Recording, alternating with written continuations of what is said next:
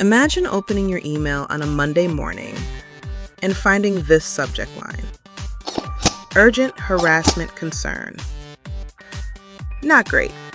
Could be a threat. Could be stalking. Could be vandalism.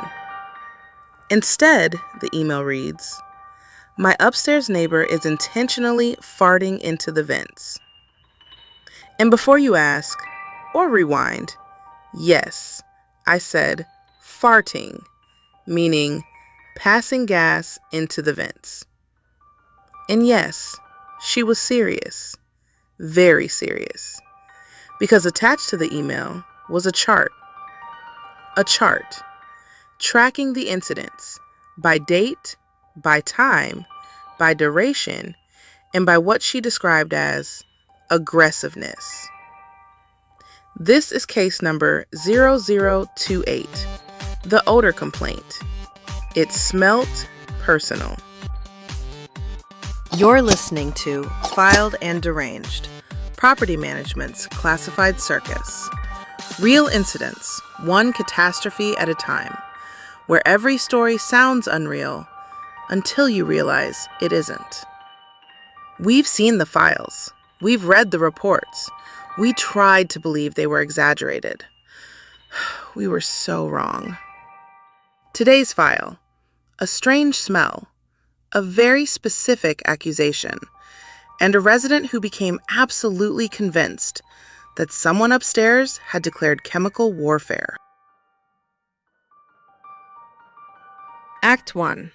I'd like to report a situation. The complaint arrived through email. Not maintenance, not noise, not parking, not pets. Odors.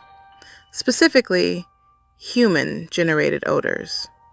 According to the resident, the smell would appear suddenly, usually in the evening, usually after her upstairs neighbor arrived home, and always through the vents. At first, management assumes, okay, somebody cooked something weird. Then they keep reading. Because the resident wasn't saying odors were entering her apartment, she was saying the neighbor was doing it intentionally, like a hobby, like a side hustle, like some sort of gastrointestinal supervillain.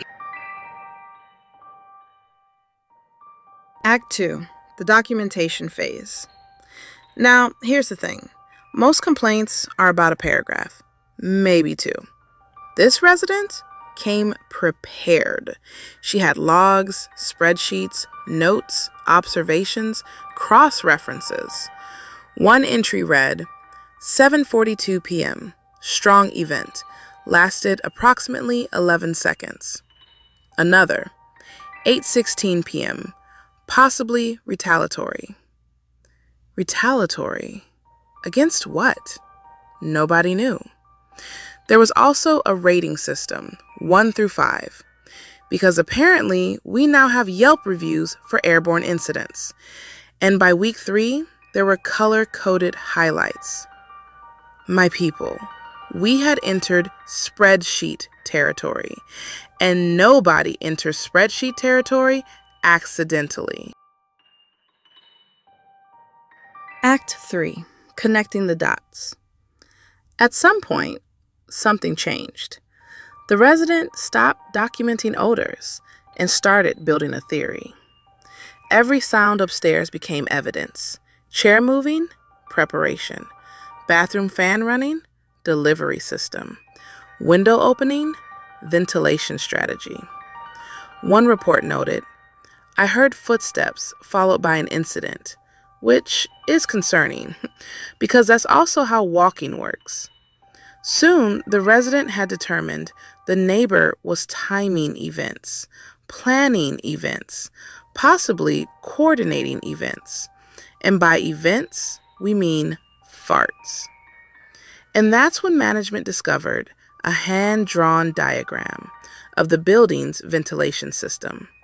A hand-drawn diagram created by someone with absolutely no access to the building's ventilation system. Act 4. Maintenance would like no parts of this. At this point, maintenance gets involved, against their will, because someone eventually has to inspect the vents. Imagine being that technician. Imagine explaining this work order to your spouse later. How was work, hun? Complicated. I inspected a fart. It's been a long day. The inspection begins. Maintenance checks ductwork, returns, registers, airflow, connections, and here's where things get unfortunate. They actually find something. Not evidence, not sabotage, not a biological attack. Just an older building with some air transfer issues. Tiny gaps, shared pathways, air movement where air wasn't supposed to move, which is enough to explain occasional odors. And more unfortunately, it's also enough to convince the resident she was right.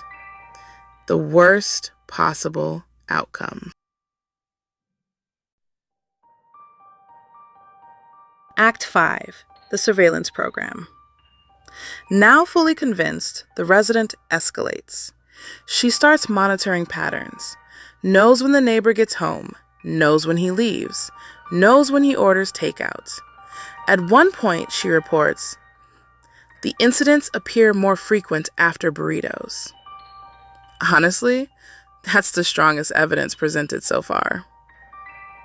She begins tracking food deliveries.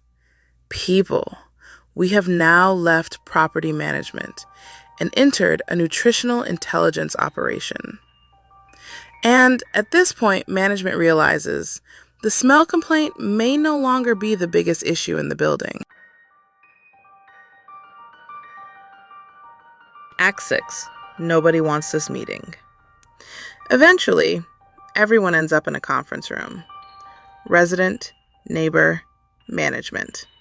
The world's worst Avengers team. The resident explains her concerns, presents her timeline, references her chart, mentions airflow. Then comes the accusation. The neighbor sits silently, blinking, trying to process what he's hearing. Finally, he says, I'm sorry. You think I'm doing what? Nobody had a good answer. Nobody had a follow-up question. Nobody wanted to be there anymore. Closing act. The real problem wasn't the smell. And that's the part that sticks, right? Because eventually, there was an explanation. Older building, air transfer, shared pathways, unpredictable airflow. A perfectly boring answer. But boring answers rarely survive neighbor disputes.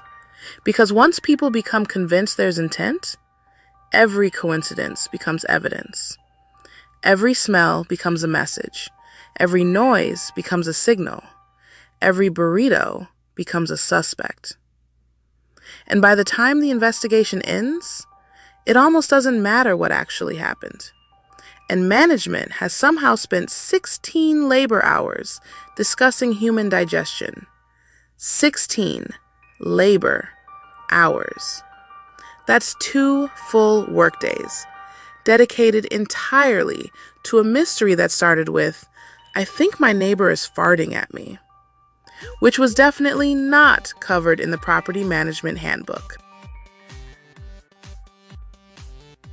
If you've got a story like this, where the facts didn't quite match the explanation, submit a case file at classifiedcircus.com.